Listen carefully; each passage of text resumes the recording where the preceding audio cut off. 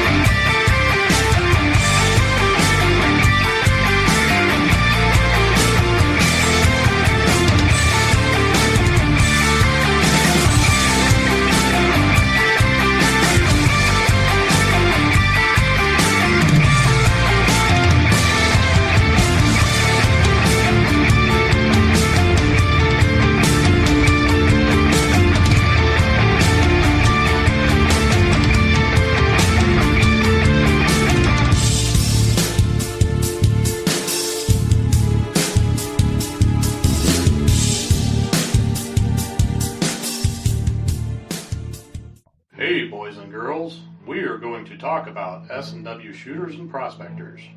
What is S&W shooters and prospectors?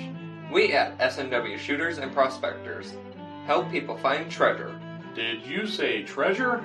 Yes, treasure. Just listen to this amazing review from our happy customer, Jackie Sparrow.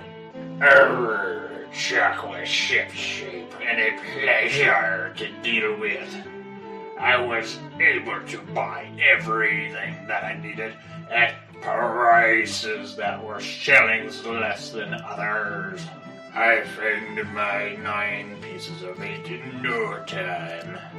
Savvy? I know you're asking yourself, why should I shop at S&W Shooter and Prospectors? Chuck Smalley has over 45 years of metal detecting experience. He works with each customer one-on-one to customize their setup to match their skill level. So if you always dreamt of being a pirate, contact Chuck at S&W Shooters and Prospectors and he'll dig up a great deal for you. iPads and rum not included. Caution. Please do not operate motor vehicles or power equipment while under the influence of this show. Listening to this show could cause side effects such as bouts of laughter, violent binges of cabin fever, and even dreams of silver and gold. Please be advised. Now that the fine print is out of the way, on with the show. All right, we're back, we're live, and I've got all sorts of weird Twilight Zone-ish things happening on my screen. But that's okay, that's the way it goes. We'll just, we'll roll with it. So, I'm not sure, I may not be streaming into Facebook tonight. I don't know. I'm trying to work on that on the fly, so we'll see what happens. I know there's been a few times where we've had mic issues before the show. I think the computer's working on some sort of an update. Who knows? But we'll get Chuck in here real quick.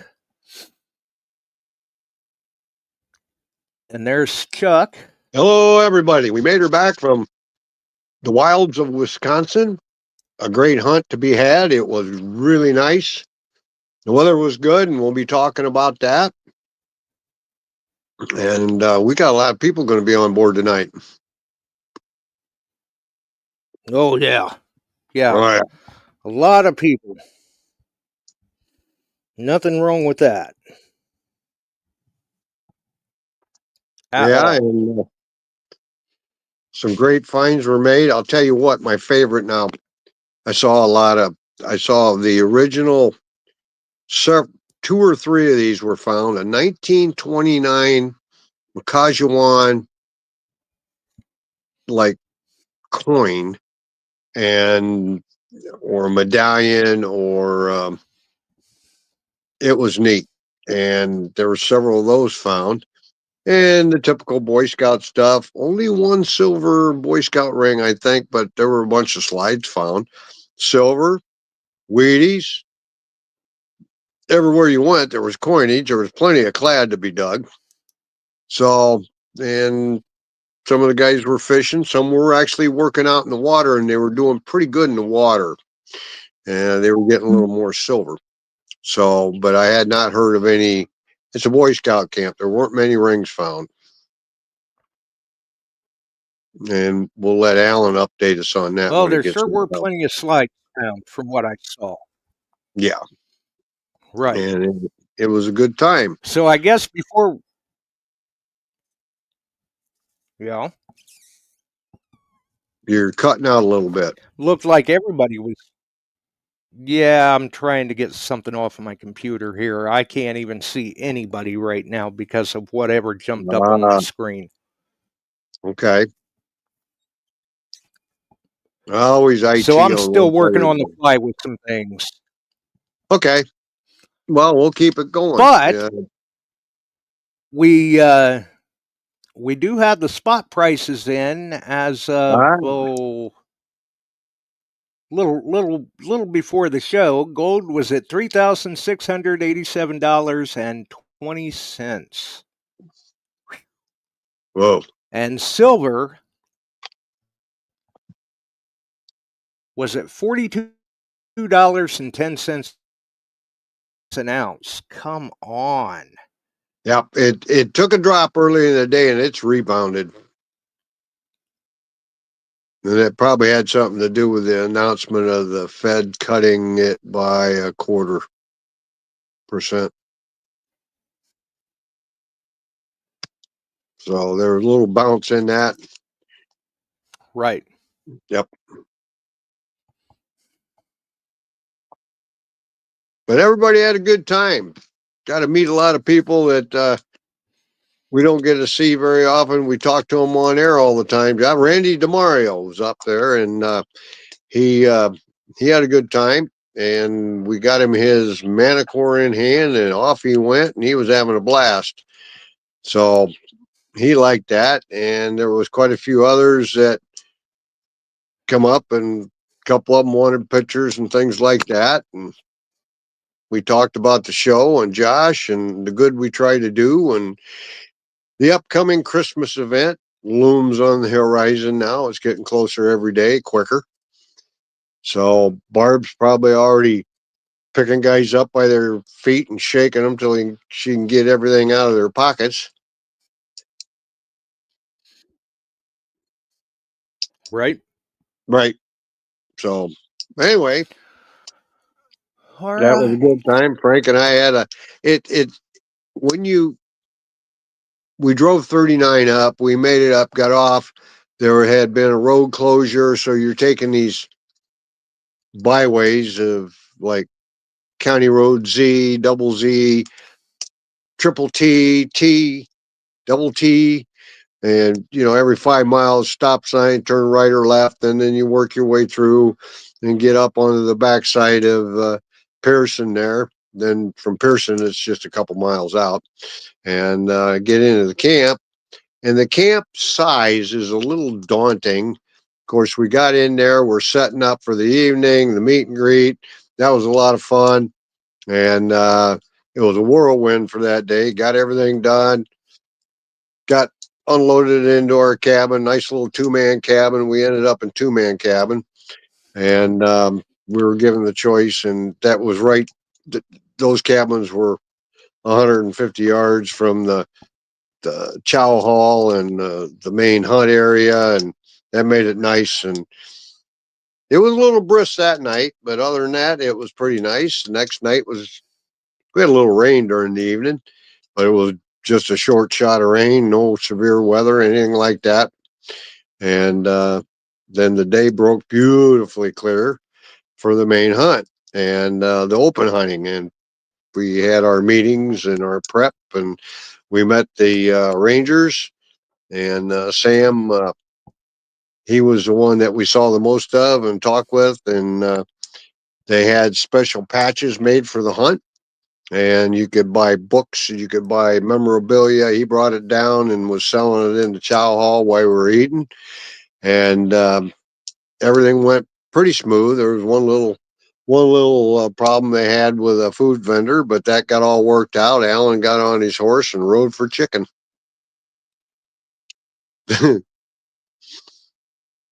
And what was it, 25 Nice. miles away? Yeah, it worked. Well, that all came works. together. That takes care of it for sure. Yep, and it was fun, and the weather was good.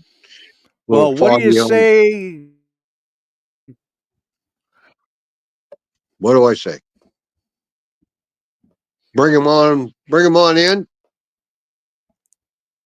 Oh, well, what do you say we get the rest of them in here, because Yeah. I don't know what happened. I may be off of the Facebook side tonight, so they'll just have to come over and catch it on the YouTube side or catch it in distribution. There you So go. we'll go ahead and get the rest of the gang in. Hey, John's made it. How's it going, buddy? There's Alan. 3 days. Yeah, Yeah, he Merle. popped in during the guy. music. Look at that guy. Yeah, Which guy? right here. That Merrill. guy. Merrill's in the house. That guy. You.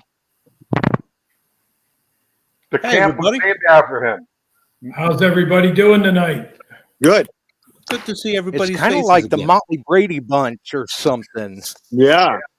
Yeah. I resemble that remark. No, guys, you had a good hunt. And we'll let John and Alan fill us in, and Merrill talking about Deus a little bit to us at the beginning of the show on the HF coil. And right now it's the lack of HF coils because there are a lot of people not getting them yet. So, but we'll talk about that later.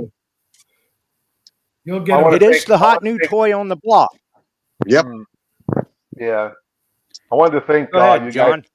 guys. For those who came out. I know I thanked everybody at camp, but I want to thank everybody again for those who donated, those people who quietly donated that came into the lodge and just kept throwing bags of stuff down for the kids' hunts. Of course, Chuck Smalley, Windy City Metal Detectors, Merrill came, big asset there. It was like watching the men that never met Merrill but always watched him on YouTube. It was like Taylor Swift was in the building. It was the funniest thing I've ever seen. You know, John, I appreciate you saying that, and you added the ET at the end there. You know, people usually leave it at the first three. You called me an asset. Yeah. And Oh, yeah. Yeah. You left those two letters on, so I really appreciate that. That's the Latin version of the Latin. Much that appreciated. ET helped a lot, didn't it? Yeah. But I was shocked. Here comes Merrill up, and I've watched Merrill. We've talked. We've been on the show together with Josh, and that was great to get to see him because he's always like the rest of us. We got so much going on, and it interlocks, and you can't make it one way or the other. Yeah, it's so amazing the difference that was a couple good. letters makes. Yeah. And we had from Naka, Hot Mess Fishing was there, right? Is that the way you're supposed to say that? Yes. And all the rest of them were over in England for the big detective ball. they Chuck, missed I got out. to say, I was a little bit starstruck. A lot of people have mentioned your name to me. I remember talking to Terry Shannon, and a lot of people have said, "Do you know Chuck Smalley? Do you know Chuck Smalley?" And I remember the last time I was on this show, I was like, "Wait a second, Chuck, is that?" And we got to meet at the event, so that was really Yeah, cool. that was fun, Yep.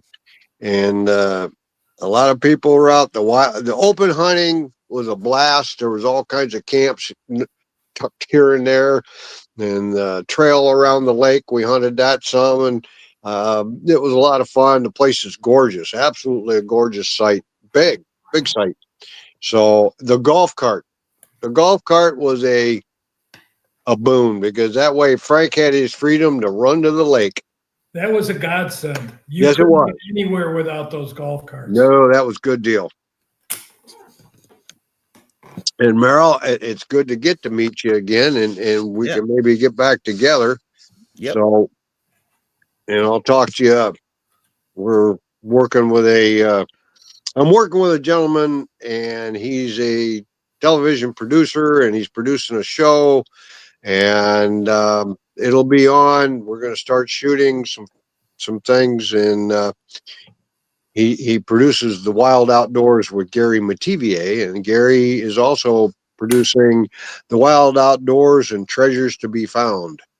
And he's stepped forward with me, and that'll be on the air. And I would like to get some of you guys, club members, things like that. And he's all for it, and places to go and people and some hunts to film, because we're going to be working on that. And that starts here shortly. In fact, it's already started. We did some filming the other day. That's awesome. And that'll be on CBS. Wow. And I feel like I almost had to reconnect you with Merrill Sunday, Chuck. Oh, you did. You hooked us up. So you want to tell the story, or should I? You could do it. Oh, now go ahead. I am still being behind the scenes. So sorry, Josh. So here's the story. Like last time that I went to big event, I wound up giving my shovel to a family member who I invited to the event. It was my travel shovel, and I've been meaning to, replace that. I've been bringing this horrible shovel, garden shovel that's like really thin, and you get in some rocks, that thing will snap in a second. And I just asked, I'm like, is anybody selling stuff at the event? And fortunately, Chuck was. And I bought KG and Rings. NX5. Yeah. It's a really good shovel. It fits in your suitcase. No problem. Cuts through the ground like butter. And anyway, long story short, Chuck did me the favor of, he let me use it the first day. I was like, I'll pay you tomorrow. And I made sure, to go back, and I couldn't find him. And I'm like, wait a second. You know who connected us in the first place? It was Josh Kimmel. And I was like, okay, wait a second. I'm sure he's got Chuck's phone number, because I recalled Chuck being on this show. So he made the connection. And I tried John too. John rightfully probably was like taking a nap. He worked hard, did a great event. So it all worked out. I mean, that I would have been really sad if I didn't have a decent digging tool. It's really important. Yeah. You wind up digging less holes if you don't. And I'm a believer in numbers. Like it's the days that I really guess, and I'm like, should I dig this or that? I don't do as well as the days that I'm just like, okay, beep, dig. So Well, it kind of took the guesswork out of it, and I had a really good event. Yeah. I've learned over the years going to hunts, especially if they're traveling a ways. I forgot my hand shovel. I forgot my shovel. I forgot my pinpointer. My pinpointer broke. Those type of things. I've always got them. You got any? I broke the ears on my coil. I had some replacement coils for people over the years. That's what I put on the table. I'll bring a detector or two just to lay there. Once in a while, I'll sell one. In fact, I did. And that's, it's it's there, and if they're short and they can't find one to borrow, and I've even loaned stuff to guys. I just left it. I don't want to buy another one. You got one I can borrow? Yeah, but I run out. I got like 3 with me, and all of a sudden I'm down to one. I said, no, I don't have one you can borrow right now. I've already gave them out and things like that, and I try to cover people as best I can. Yeah, you saved me. Very appreciative. Thank you. And it was funny to see you walk up, go, there you are. I found you on Sunday. And I'm like, what did I do? And he said, I had to call Josh to find you here.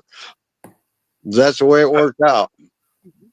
My mom would always be like, listen, somebody does something good for you, you make sure to reciprocate that. And, I couldn't have gotten on my flight. I was like, nope, got to pay the man for, you got to buy the shovel. And there you go. Yep. Now, let me ask you a question. Now, you've been to a lot of hunts out east, have you? Yep. Yep. All right. Now you come to one in the Midwest. Let's compare them a little bit. What do you think of the hunt here compared to something out east? Now, before you answer that question, I have your address. I know what school you work at. So let's watch. Well, there's some pressure. And don't forget that money we paid you to say good things. That's right. There you go. I remember E.T. I've been to a couple hunts out east, and I have been duly impressed with our hunts here over those on the East Coast. Okay. So let me say this. I'm trying to go through the geography right now, and I'm good at geography. But interestingly, most of my hunts that I've gone to have been in the Midwest and the South. Mm-hmm. So I went to Arkansas twice. Okay. North Carolina, I'm going to consider that east. I went to Digstock for that. It was a Pennsylvania hunt, but it was like right outside of Pittsburgh. I'm gonna. I mean, that's like borderline mid. That's like, yeah. Well, St. Louis is the gateway. I know that, but it still has that Midwest vibe to it. Western Pennsylvania. I went to Florida hunt. I'll consider that East Coast. There's a local hunt that I've been attending every year. That's East Coast. There were more. I don't know why I'm probably blanking on a few. But my point, Oklahoma. Went to Oklahoma earlier this year. Use the Appalachian Mountains as a divider. So anything East Appalachians would be East Coast. West of the Mississippi would be Midwest, probably. XP wants me to make videos on this, and I'm really thankful because I'm kind of the guy that's going to be doing, and I've been spending my time on, prefacing this hunt. Like talking about like the digging culture across. I'm not saying good or bad. I'm just saying how the site. I know. The whole That's a trick question. He's digging himself a hole. No, I'm not. Actually, as detectorists, that's what we do. We dig ourselves holes. Right. But I'm trying to think. He's got a good shovel to do it with. It's a different vibe, with the different groups of people. But then again, at this event, I saw some people that were in the Arkansas hunt. There was a gentleman named John who might be watching right now. I met him in Arkansas, and now he was up in Wisconsin. Oh. And I think that's awesome. Yeah. No, I'm getting a point across here that our Midwest hunts are some of the best run there are. There's no question. There's hands down. And you guys, with any adversity, it's the same way with us. We get through it, we make it right, and we put on a hell of a hunt. And you guys did too. Yeah, I'll wholeheartedly agree to that. Absolutely. Yeah, we had just make it happen, point blank. Yeah, we had a person from Ontario come in, and we had a guy drive up from Texas.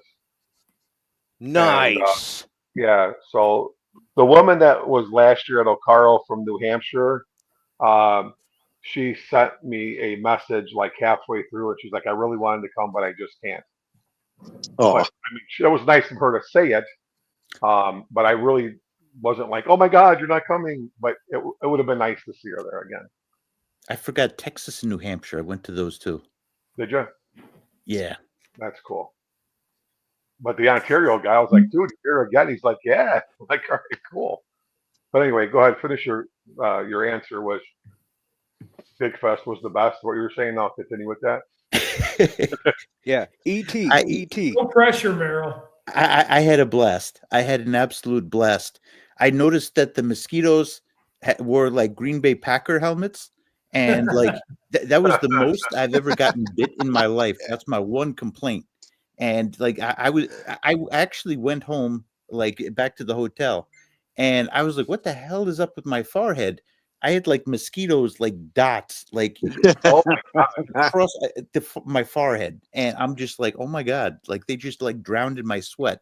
That's way too much information, but like See, the actually, where mosquitoes, you're at, where we were at, that's kind of the Great Lakes country up there, yeah, and yeah, they that's grow a lot of mosquitoes.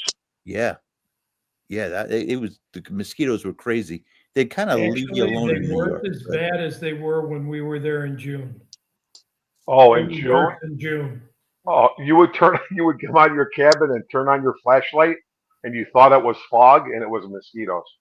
Oh my It god, was. Yeah, no, it was horrible. It was horrid. Mosquitoes. Yeah. And I the felt like I ticks. donated a pint of blood. But actually, this hunt there Easily. wasn't very much. I didn't see any ticks out there. No, I didn't either, Alan. That's I a good checked. thing.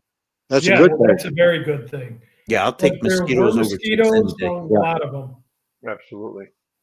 No, you guys, the gnats were a little bad, but other than that, Yes.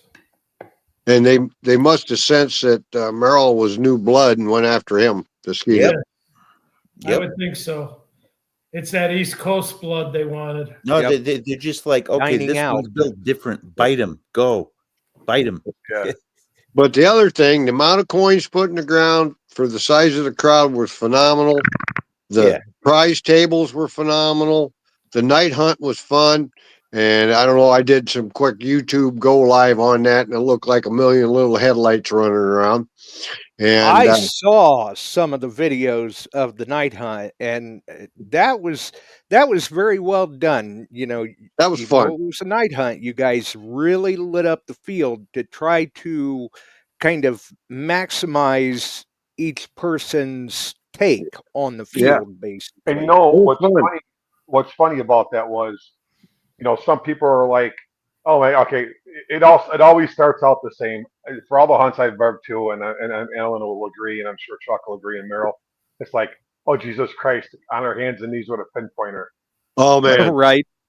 So then Alan and I were like, "Well, let's just do. Why not? Let them use the metal detector and the pinpointer. Let them find it." Yeah. And then we're like, you know what? Headlamps, because it was such a vast field that really, I mean, I'll be honest with you.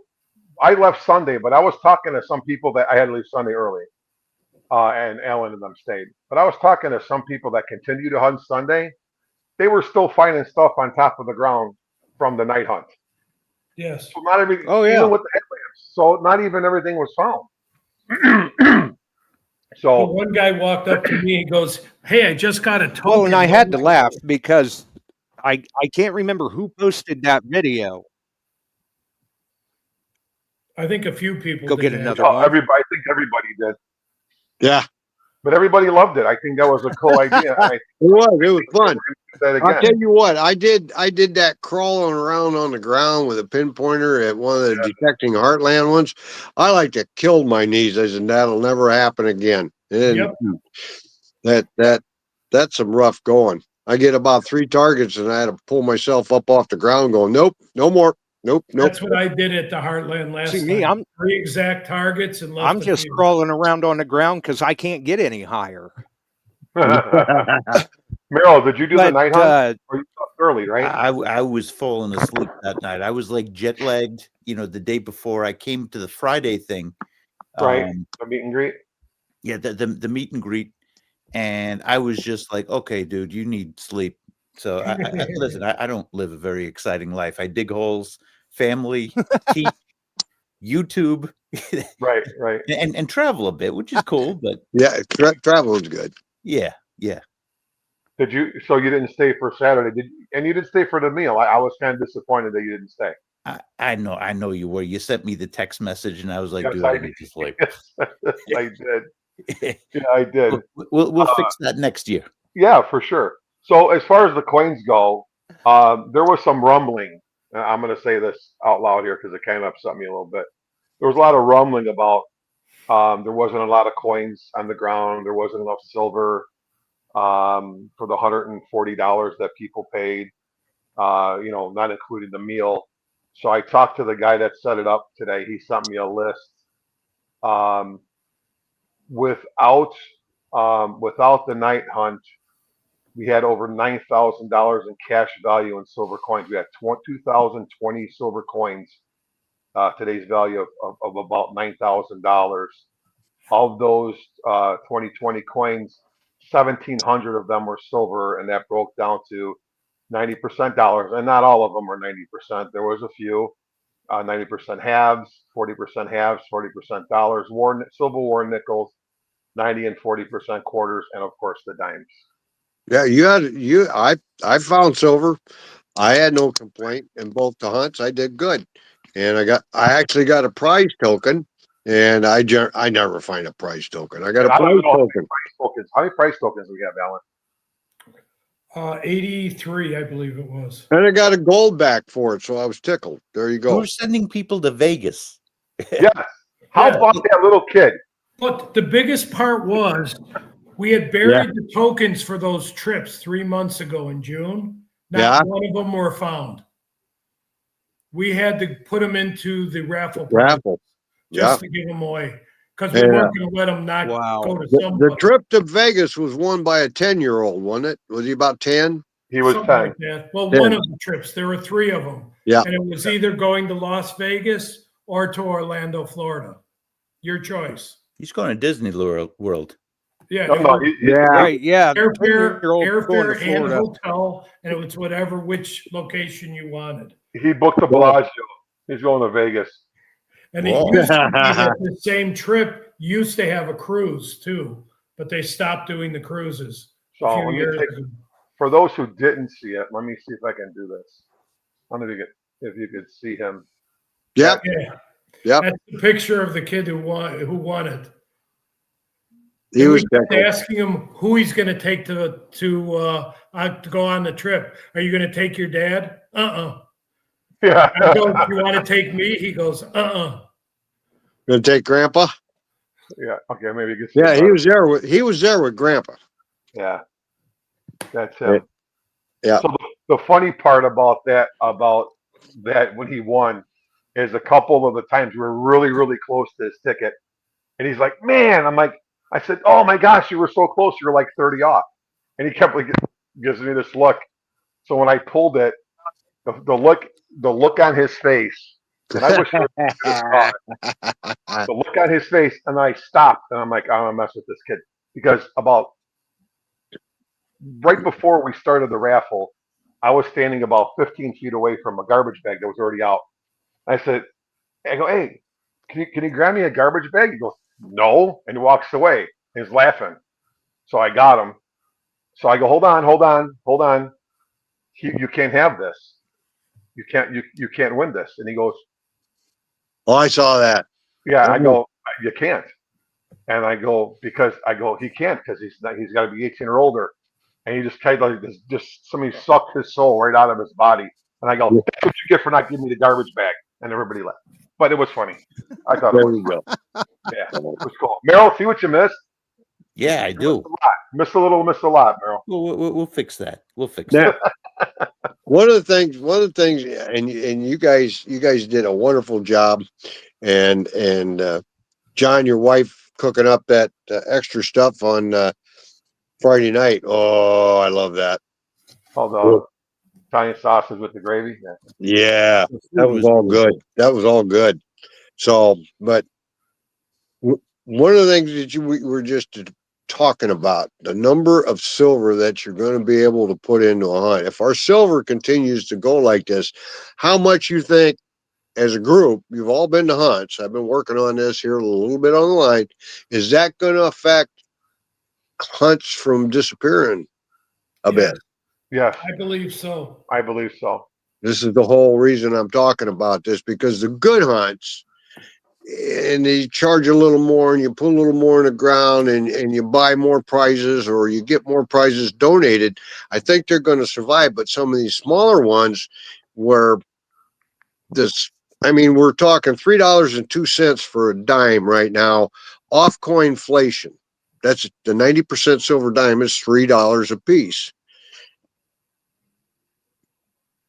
And dime silver in the ground is one of the mainstays of it. You'll put a few quarters, a couple halves. You may have tokens for silver dollars or rounds. You guys do raffles on gold coins. You have gold backs, things in your hunt. That's gonna pinch us pretty hard, I think. I do too. Yeah. And then where do you go the from there? $50-$60 that they're predicting? Yeah. I don't see how you can have a lot of silver in hunts anymore. Now, one thing that people were talking about, I heard before this, that they were accepting silver coin as payment to get in the hunt. Yes. Well, we talked about that too, and we just didn't implement it. Don't they do that? And correct me if I'm wrong. In the Oklahoma hunt, I don't. It's not a requirement. It's like something they've suggested before. I think it was Oklahoma, but I'm not sure. Maybe we There gotta have been a start number of hunts that appreciating have kind of zinc. supplemented that. I know the Buckeye Championship hunt does that. Merrill, what'd you say? I was going to say we got to start appreciating zinc. We got to think of it like a chia pet, because like you leave a penny in the water, it's just going to turn into this like white blob that's like a sculpture. It could go any direction. So we just got to think of it like a chia pet. I hate pulling zinc pennies too, but maybe if we rebrand it and it's like, yep, it's going to turn into this great zinc sculpture. There you go. No, actually, I don't think people are going to buy that. But who's going to, right?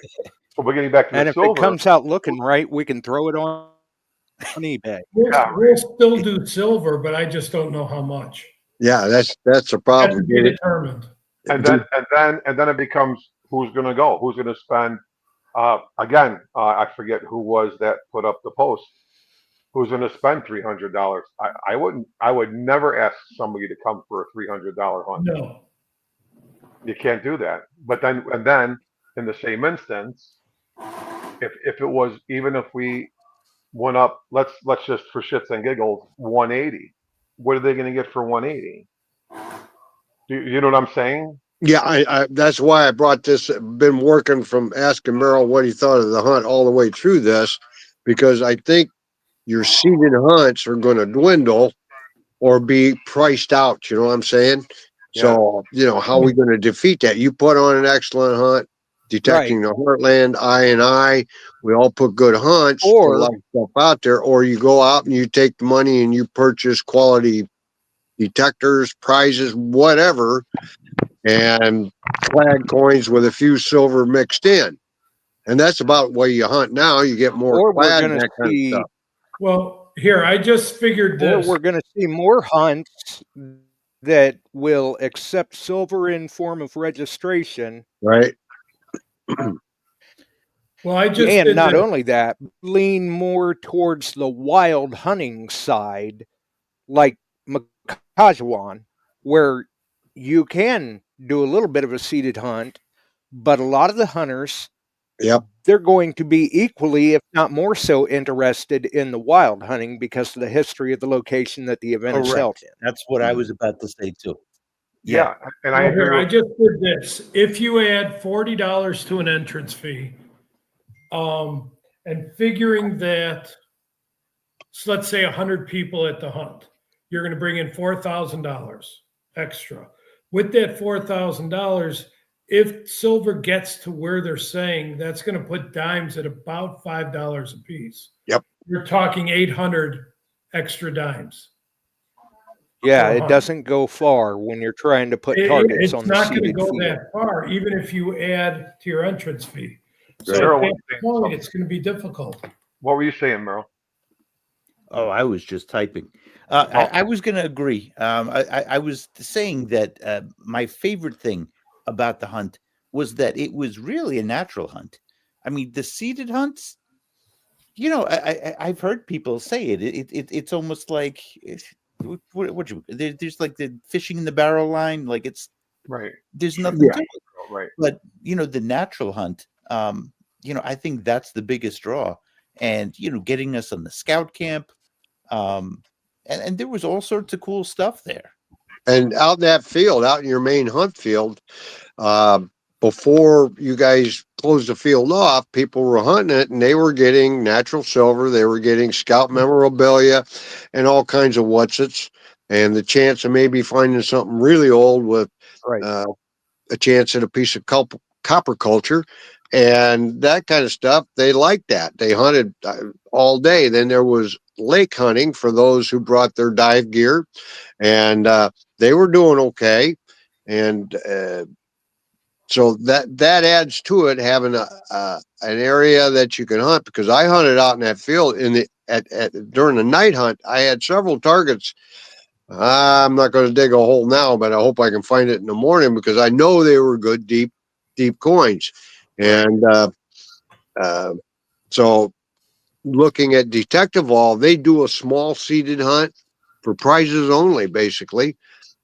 And the rest of it is all fields, natural hunting, and they draw huge crowds, but that's what they're accustomed to, is hunting the Roman and the Celtic and the Saxon and early Britain, that kind of stuff.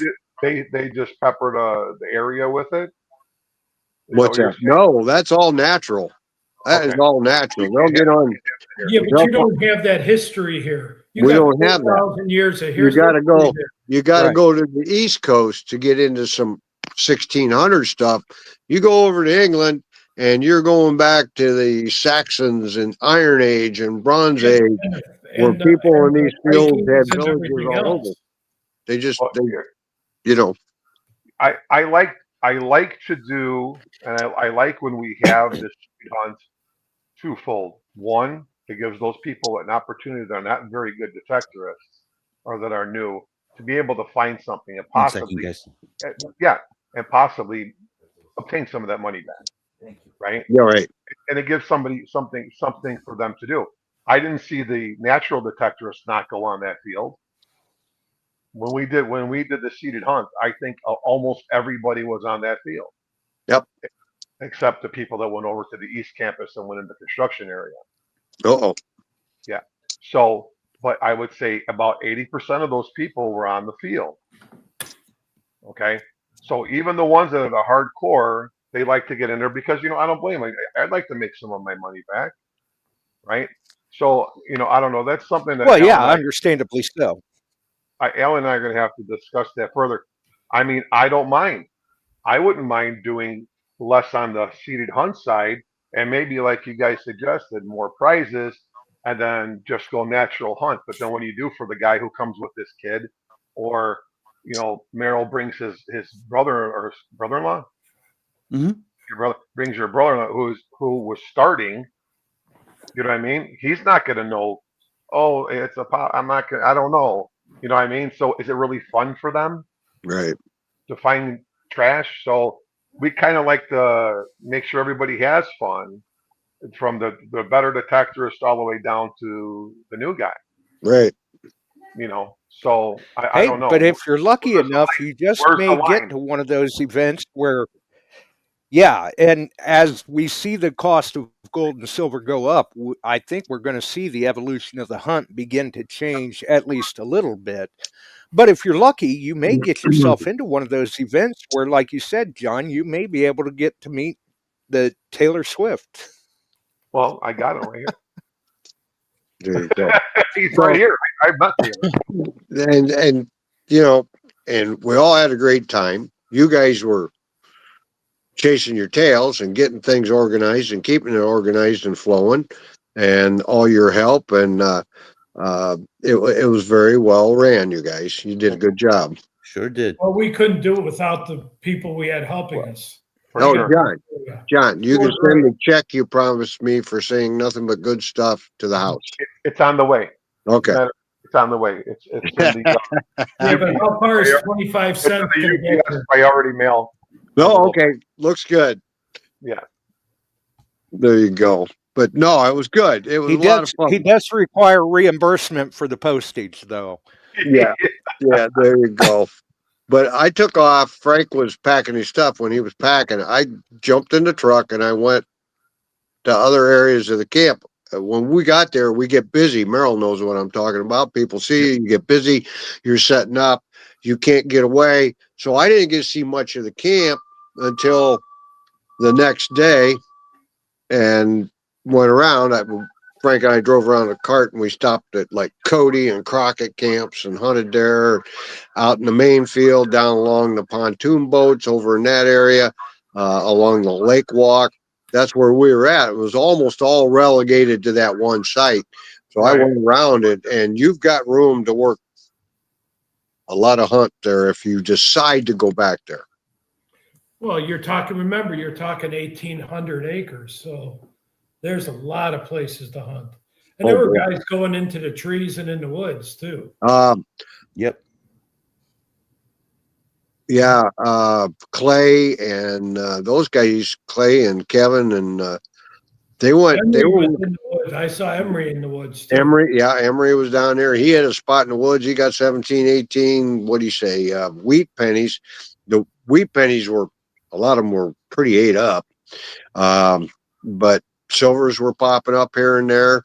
I got down off that tree line in the lower end of that outside field. I got a Merc, a Rosie, and then the next morning I got another Rosie. So I got some wild silver out of that, and I found a lot of neat stuff. But I didn't get any good Boy Scout memorabilia this go around. Well, they said in the chat, there was Scott was saying, well, someone he was hunting with found a wedding band, a gold wedding band. Ah. And I didn't even hear about that. Well, I had no. So, well, it's hard to keep track of everything that people are finding. But it was great. I had a beach day. It was bizarre. I got 2 rings that I would find on the beach. Really? But they were dirt rings. I sent John one of them. The photo? I think it was a video, but yeah. Yeah. I saw that. Was pretty cool. Yeah, that one probably had a little bit of age. I Yeah. got lucky with the scout stuff. Few things. And got 1 silver coin. And there was something else.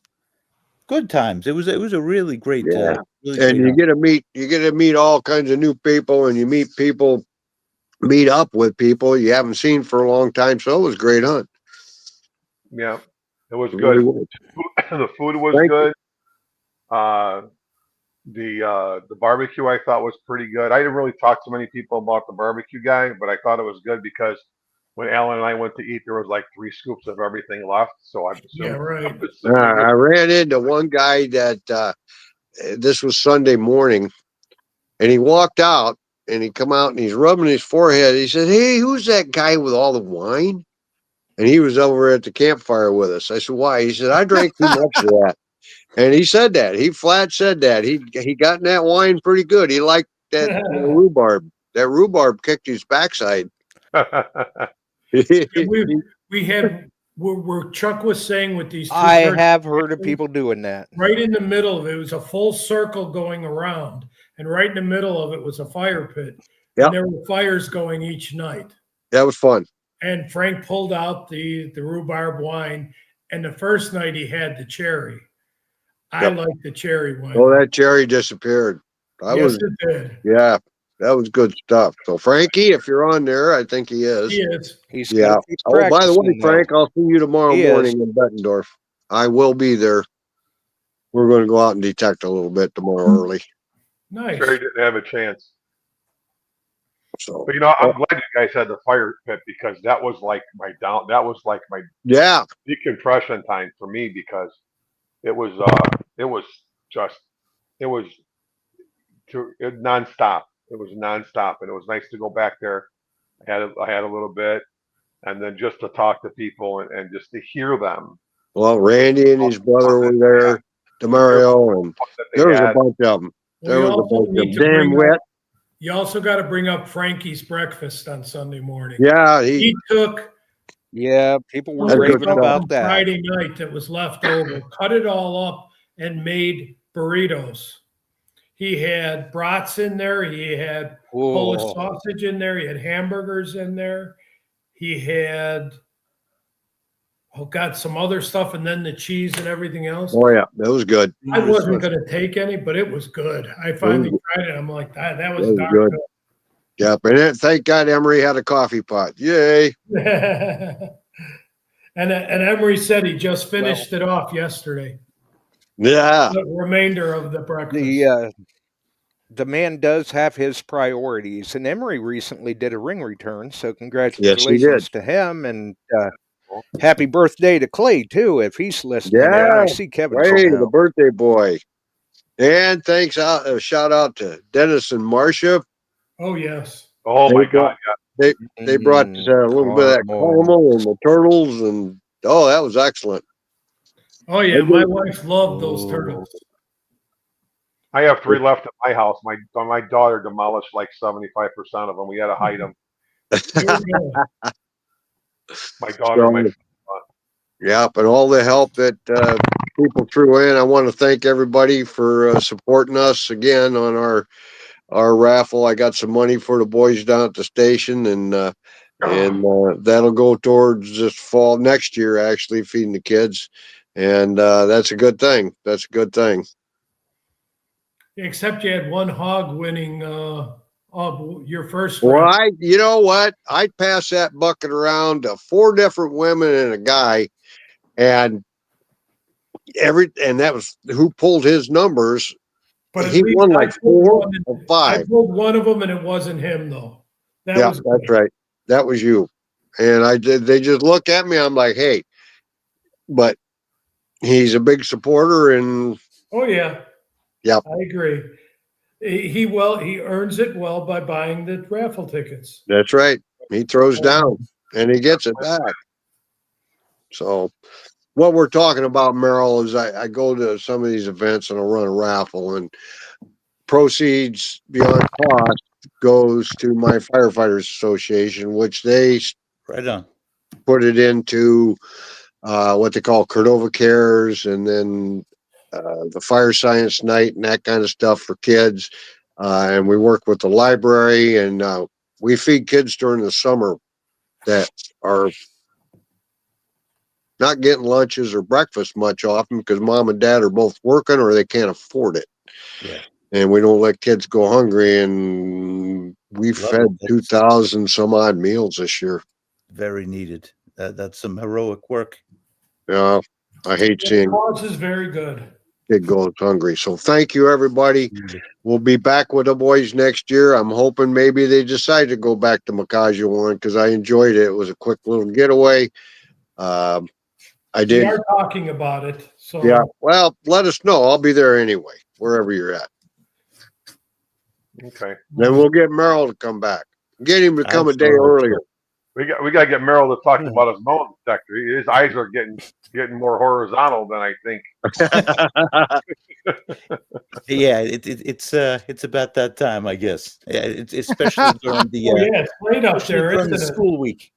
Hey, Merrill, have you ever been over to the main plant site in France for days? Or yes.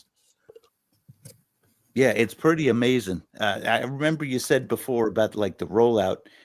They make everything in that factory, and they feel the same way that we say about Made in America. They feel about Made in France. Sure. And I know that the rollout with the HF coil. I know people want it faster, and I know people are probably sick of people saying, "Yeah, it's coming." I know it's been a little bit complicated. We mentioned tariffs before, and right. I think it's going to work out in time. But good. We've go for quality, that's for sure.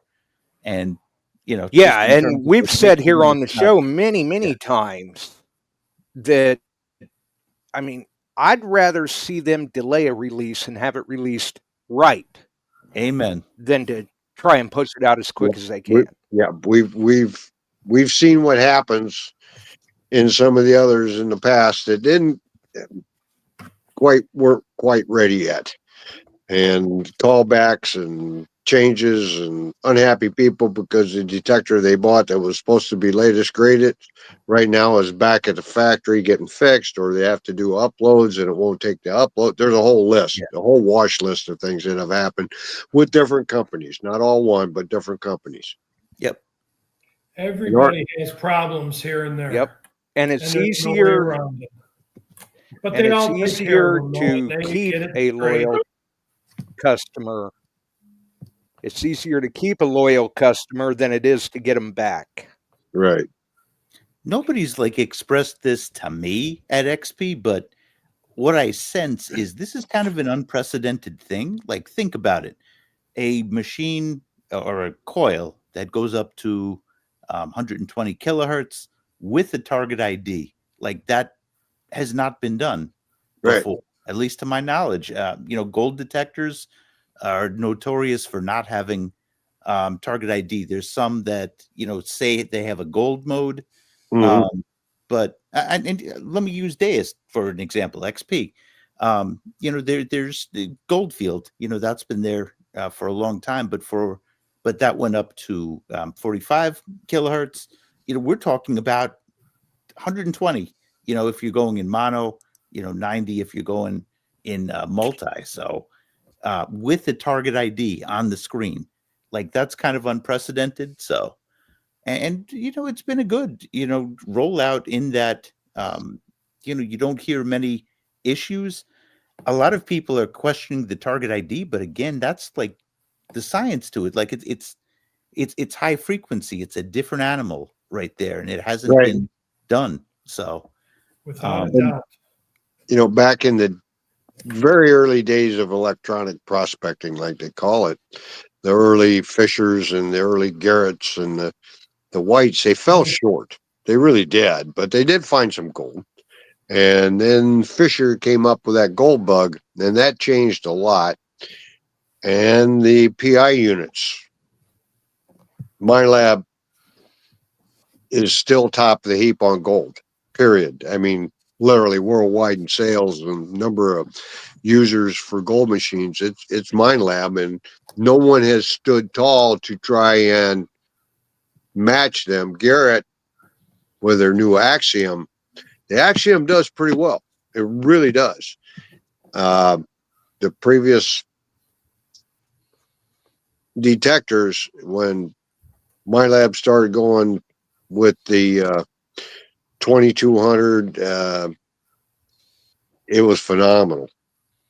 I like where XP is going with how things. did you do with the Fisher PI machine that you had, that you were not testing? well.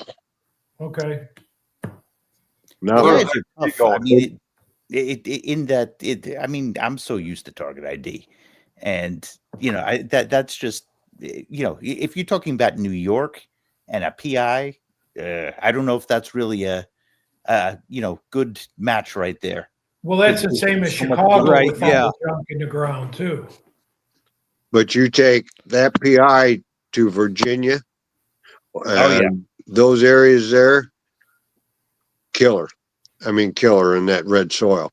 And I've used PI here, and if I want to dig 3.5 feet for absolutely, oh boy, and it may be a relic like a Model T hubcap. Literally, it will pick it that deep without a problem. The 7000 will get a 1 ounce nugget, and they've proven it time again at 4 feet. So, and pieces of bobby pins and fish hooks. Oh, you got it. Little things, but this high frequency in standard mode detectors has come a long ways, and Fisher's the one kind of started that with the gold bug. So, I like what XP's doing. I was going to say this before, just that, if you own a Deus 2, it's like you can change it into a legitimate gold detector. Yep. $400. And that's kind of unprecedented. Yep. Because gold machines, the real thing, which is what the HF coil is, if you're buying a separate gold detector, that's a north of $1,000 investment. But It's $400 if you add on the HF coil. Yeah, absolutely. Somebody that's already on the DAS platform, if they're thinking about dabbling into electronic prospecting and gold hunting, it's much more cost effective for them to just go ahead and purchase a HF coil than to go out and put all that money down on a dedicated gold machine that they don't even know whether or not they're going to stick with. Yeah. It's a lot less of an investment to try. And there's other companies developing more gold units, because all of our relic hunting, coin hunting, when you're on the beaches, pale in comparison to those hunting gold in tough areas. And that's Brazil, the Philippines, Africa, Southwest United States. The number of machines they sell in Africa makes us pale here for gold and gold alone. Sure. Well, look at your big areas for gold right now. You've got Africa, you've got Australia, and then you have Alaska and the gold rush in California. Yeah, and then but I mean, Africa and Australia are blowing away everything else right now. Yeah, but for a while here, and you don't hear much about it, Brazil. Right. Yeah, and you know, when a guy, all right, let's say Merrill, we bought the DS2 and we got the coil, we drop a couple, what we dropping on that, $1,900, $1,800, but then you got the guys that are hardcore out in the field, nothing but gold in Australia, Alaska, this kind of stuff. We're talking, if you get a 3-ounce nugget, 4-ounce nugget, you're talking 15 grand. Yep. Maybe 18 grand. So I drop 6,000 and I find 2 of those in a year, 3 of those in a year, and a bunch of little gold. Or if I buy that DAS, I mean, that's the economics, the way these guys look at it. What am I finding where I am? Well, I'm not finding gold nuggets in Illinois, I'll tell you that. Nope. But fine gold can be found. But you got to go to the gold fields where, you know.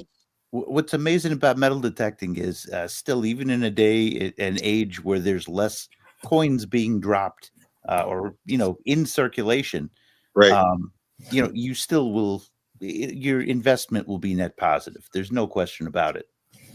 It could be, if you use it, that is. Really, it's one good ring is one metal detector. Right. One good find justifies the cost. Yeah. Well, like right now, there's still a lot of silver in the ground, but eventually that's going to wear out where there isn't going to be a lot of silver in the ground anymore. That's right. And that's going to happen. Non-renewable resource. Exactly. Fellas, when I started metal detecting, almost 70% of the coins that I dug was silver. Yeah, exactly. What's the percentage today? When people are excited, they get 5 silvers, 10, maybe let's say it's 10 silvers a day. An average day for me was, when I went out, I was working different areas in the Quad Cities and Cordova and all these. I could get 35. It wasn't hard to get 35 silver coins in an afternoon. Not anymore. And today, you don't, unless you happen to hit a unknown beach area, things like that, hasn't been gone over. Those days are thin. Right. You get 1 or 2 silvers in a day and you're having a good day. That's right. Yeah. Maybe a gold ring. Yeah. Yeah. Today, somebody walks out with 3 silver coins. Yeah. Back when you started, you could walk out with $4 or $5 worth of silver coins. Face. Yes. Yep. But that is going to run out eventually. Yep. It's drying up. Back in the day that I went, there was a coin shop down in Davenport, Iowa. If I had accumulated a lot of Roosevelt silver, I'd take it in and get 34 cents a dime. Think about it, 34 cents a dime. Maybe 36. Yeah. As opposed to $3 a dime. So relatively speaking, in cost and return and that kind of stuff, you know, I sold a lot of Roosevelts. I'll tell you what, because I was working bare ground with a parking strip, big ones. in Davenport, Iowa, and you work around the meters, and you just picked it up. Literally everywhere. So, hey, but at that time, I could say I got $35 in on silver, $35 and fill a gas tank, feed me and the wife, and have a few bucks left over for a movie. Oh, God, yes. So today, now you can't do any one of those things. $12 McDonald's Happy Meal or whatever it is. My God. $12 to $13 for a movie ticket.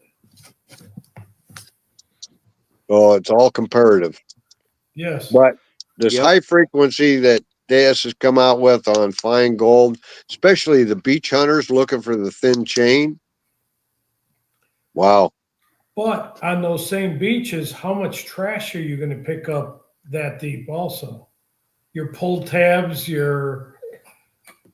There's no stopping that. You're going to get all those too. Yeah. Yeah. That is true. I'll give that to Merrill. That is true. You're good. It doesn't matter where you're at. You're going to find trash. That's right. Yeah, Merrill. You got gold, you're going to get nuggets, and there isn't much trash. At certain parts, it's not like a tool that's going to like get rid of the trash. Like it's something that will get you those tough eddies. Yes. Like I went the first time through on with the 11-inch coil. Somebody pointed me in the direction of good ground. I started out horribly. I went to that main field, clad all over the place. There was a little corner that was like really hot, and I got pretty much everything there. I went back with the HF coil. That's when I got the silver coin and some more Boy Scout stuff that I swear I would have swung over, and other people were there too. So it's good. It's good for the beach chains. It's good for the tough eddy signals, and that also could be how coins are situated. It gives you an advantage with that. It's not your starting pitcher. I did not start with it. It's like your ace reliever. There you go. I'll be interested enough to get my hands on one. I like to get my hands on one. Yeah, I'd love to try one. Yeah, that's a hint there, Merrill. You and the customers on your waiting list. I wish that I think I did. I wish I offered you guys, hey, you wanted to try this? No, we want one for ourselves, Merrill. Merrill, you I understand. I looked down that way. I'll bet you had 5 guys standing down there looking that over. I actually lent it out to a bunch of people. I'm like, try this. I didn't want it to just be like me, like, yep, I found silver, blah, blah, blah. Because and I really don't think that, I think we swung over it, but there are some things just, if you hit it in the right frequencies, and normal detectors don't go that high. Like it was a tough eddy signal, and like it did a great job of highlighting that. Right. Yeah, I'd love to try one just to see. One of these days. Yeah, I was really excited. I wasn't going to do it at first. I was getting tired, and I'm like, you know what? That's a good ending to the video. Let's do that. And you put it up already? You put the video up already? Not yet. Oh, okay. I was like, man, that's fast. I started putting it together, but I think by the end of the weekend. Let's say if you're doing a half hour, you wanted to do a half-hour show. How many hours of editing would that take you, Merrill? That would take me a few days, I think. I've gotten pretty efficient at it. There's so much competition, like nowadays, especially for long format content. Everybody's going towards short. I like long. Like that's just the way that I'm geared. I'm a teacher. We like to just like really dig into things. Yeah. And I can't like give away true secrets like in one sentence. You really can't, because there's a deeper level that you have to talk about. And I don't know. I give my students a hard time about that, because they'll be 9th graders like, Mr. K, you made a 4-minute video. That's way too long. I'm like, what are you talking about? What are you talking about? No. The attention span is gone. Yeah. There you go. In 60 seconds. Yeah. Yeah. if you're lucky. Because I have the capability of doing YouTube. It's putting it together in a correct format and having it in an interesting pattern. I mean, you guys do these, and I watch them, and there are some that are just great, and then there's some they ought to just quit. Yeah. I'm at the point now where Well, I don't think I know it all by any means, Yeah. but a lot of the questions have been answered, and it's the knowledge is really starting to click. Good. I've XP's said been it a big before. help with Social that. media Yeah. is a platform for everyone, but that does Yeah. not necessarily mean everyone should use it. Right. Yeah. So, excuse me, I have to step away. Yeah. Oh, and I guess before we get Merrill too ran down, what's next for Merrill? Where are you going from here? I'm gonna just this was a lost year for me. There was a lot of family stuff that went on, and it's just me. I have no brothers, sisters. I had to help my dad with some stuff, and it kind of took me away. XP's been great. They've been so supportive throughout this. I want to just hit next year hard and the rest of this year hard. I think I'm ready to do that. September is like crunch month for teachers. I still got that responsibility. I take that really seriously. So I think by the end of this month, we're gonna really hit our flow. Yeah, I feel good. Especially when I sleep, we're way past my bedtime now. Then again, I am the guy. If you look at my videos, I'm up at 3 a.m. and I'm on the beach, and Oh my gosh. so early to bed, early to rise. That's me. Oh, heck no. Right. Yeah. No. I just want to Well, dig. and This year's made me really appreciate because I did it less, and I don't I know that XP is not the only manufacturer out there that has been telling people less travel, more videos. And I think we're going to see the manufacturers review their stance at the end of the year or the beginning of next year and go, well, maybe let's try to go back the other direction a little bit and find a happy medium. A little more travel, a little less videos, but a little bit of both. Yeah. I learned my dad was a salesman, and the three things you did is you went out and you met your customers, and he said you grabbed a hand and shook it, you pressed the flesh, you might go play a game of golf, you might go fishing, or you might go hunting with them. You bring them into the fold, take them out detecting, go to these hunts, get to know everybody. That's what I believe in, and the advertising on Facebook and the other platforms, that's great, but you don't get to know people, and Amazon is proving that they've got the Amazon going, and they just buy there. Then they come to you with this new detector and say, I got this, and I'd like to know more about it and how to do this and how do you do that. And I'll ask them, where'd you buy it? Well, I bought it on Amazon. That Call Amazon and have them teach you then. Yeah. Well, the thing about it is, what really the big change came during the pandemic. Yep. It's true. That's where I'm that seeing change the happened. difference in the students that I teach. When I started my career, everybody was bouncing off the walls. Now, you gotta fight to get them to talk. They're so used to thumb texting. They're so used to Roblox. Yeah. It's a different world. I still believe in the future. I do, but these are just different cats in school. There you go. And as a school teacher, you see it more than anybody else here. Yeah. So I'll tell you, I give teachers and the students during COVID all the credit in the world. There is no way I could have done virtual learning. Oh my God, that was my ADHD has no way I could have done that. That was so whatsoever. brutal. I was thankfully I was an administrator then, and I tried conducting a class like that, and like these same kids that just really don't misbehave in school, oh, they misbehave on that platform. And I remember other teachers getting like spammed. They would put like videos in that were inappropriate. They Oh you know, Lord. yeah, they were brutal with that, but they ended up quiet. Like that generation that's coming out of COVID, they are so quiet. And I'm Oh, almost like, wow. will you please misbehave? What's wrong with you? Jeez. There's no way I could have lasted doing that. I'd have flunked everything. But you know, one thing that was going on, and it was good in a sense for that, is our hobby.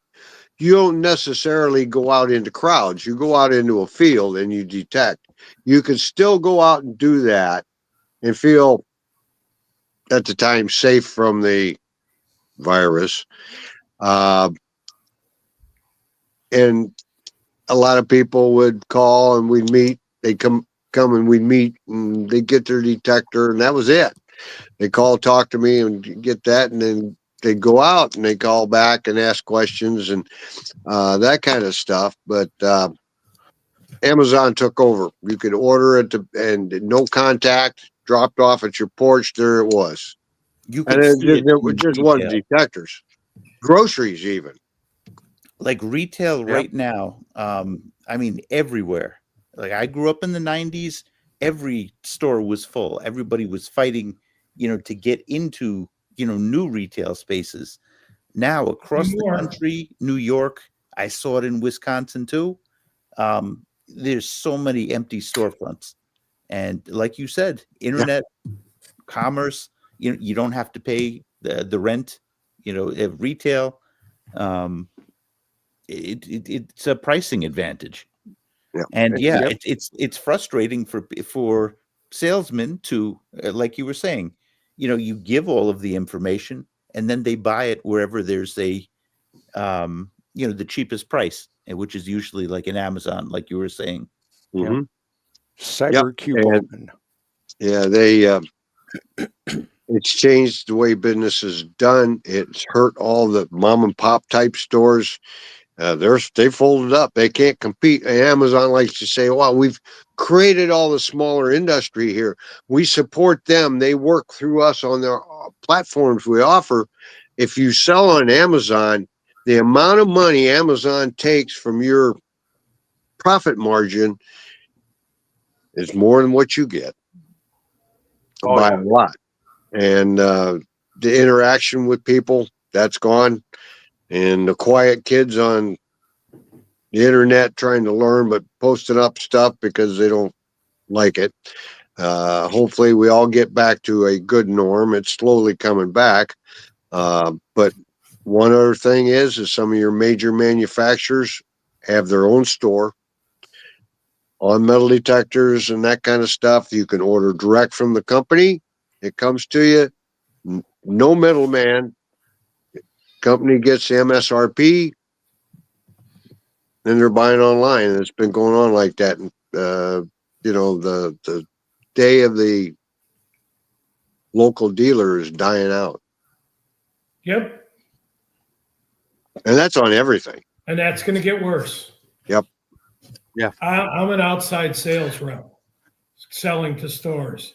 Yep. Retail is non-existent right now. Yep.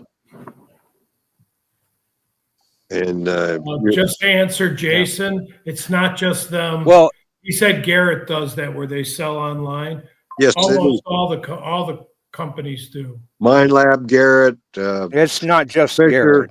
No, it's a whole group of them. The whole group. Oh yeah. So, before we have Merrill fall out of his chair on us, is there anything else you would like to add, Merrill? And we'll let you out of here so you can get to bed. Yeah, he's probably got to go in tomorrow.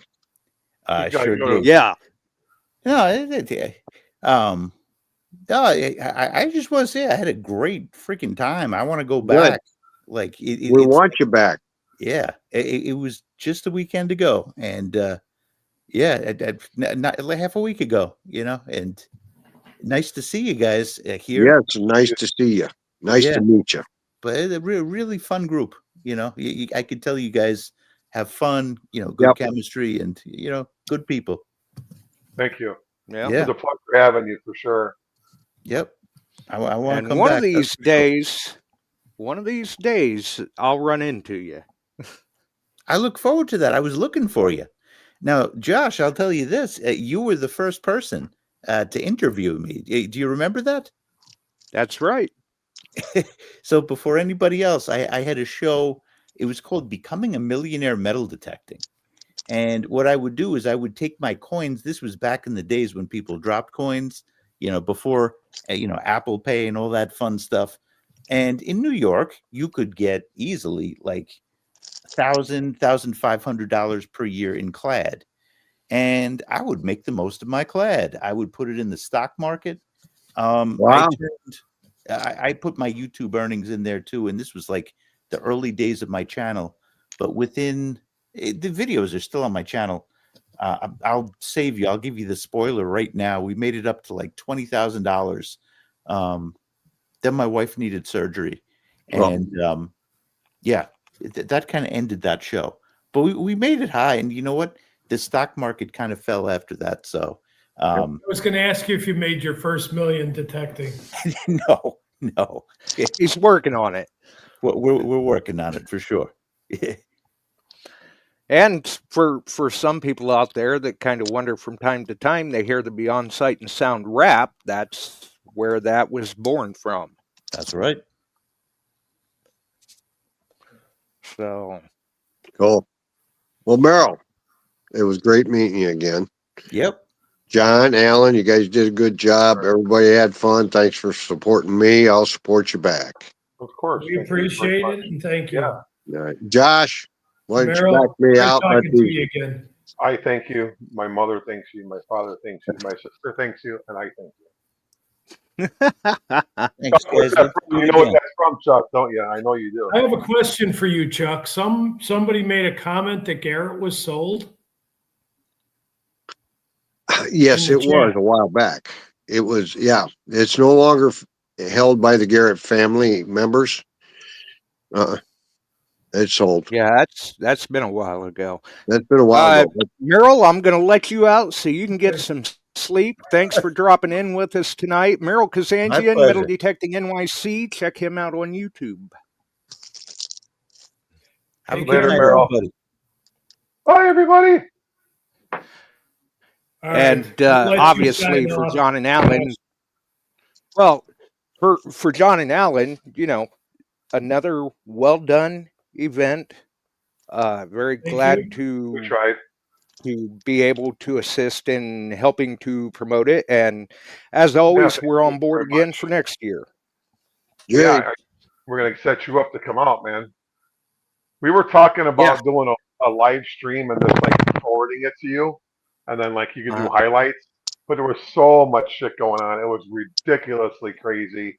Oh, there was no time for anything. We got mad at each other quite often, but other than that, there was no time for anything else. And I would have loved to have been there, but it just so happened that I had treatment the day before. Yeah, no, I get you. And that's way more important. Absolutely. Yes, sir. Gentlemen, I'm out of here. Thanks for having me, Josh. As always, everybody. Take care, friends. We'll talk to you. Night, everybody. Bye-bye. Night, everybody. Bye. You take care. Take care. All right. You all take care. And let's see. We still got one hanging in there. Let's see. There we go. And then there was one. Obviously, John Ramoska, Alan Landau, Illinois Metal Detecting Association, and Chicago Dig Fest. Chicago Dig Fest recap. Obviously, some of the talent there. Merrill Kazanjian, Metal Detecting NYC. If you have not already subscribed to him, which I'm sure many of you are now, And as you heard here tonight, his first interview was, in fact, a little bit of history there, so to speak, was in fact done on Beyond Sight and Sound. And a lot of the longtime listeners that have heard the Beyond Sight and Sound rap, that's where that was born from. We do run that from time to time, and a lot of people do get a kick out of it. It was creative. But congrats once again to Emery on his ring return. Well done video as always from Kevin. Happy birthday to Clay. I'm sure if he's not listening, Kevin will relate that information. If you enjoyed the show, make sure and throw us a like. You can follow us here, Beyond Sight and Sound on YouTube, Beyond Sight and Sound on Facebook, Metal Detecting Beyond Sight and Sound Facebook group, all of the wonderful podcast distribution services that are out there. Join us on one of them, all of them, or none of them. The choice is entirely up to you, but we're glad you joined us here tonight. And as you see, after our brief hiatus, we made it back at least tonight. We'll see how things go. Hopefully we can make it back again soon. It was, treatment was a little bumpy, but we're on the uphill swing now. We're through the tough recovery, I think, and gaining ground every day. Have a wonderful evening, folks. Stay cool. Get out there. Try to find it if you can. Post up the photos. You know how we love to see them. If you can't post up the photos, there ain't no shame in sharing those grilling and smoking and outdoor cooking photos neither. Love seeing them in the group. Have a wonderful evening. We're out of here. We sure are glad you found us here tonight. Thanks for dropping by and joining in. If you like metal detecting, treasure hunting, gold prospecting, or even entertaining discussion, check us out Wednesdays and Sundays, 8 p.m. Eastern, on your favorite podcast distribution services.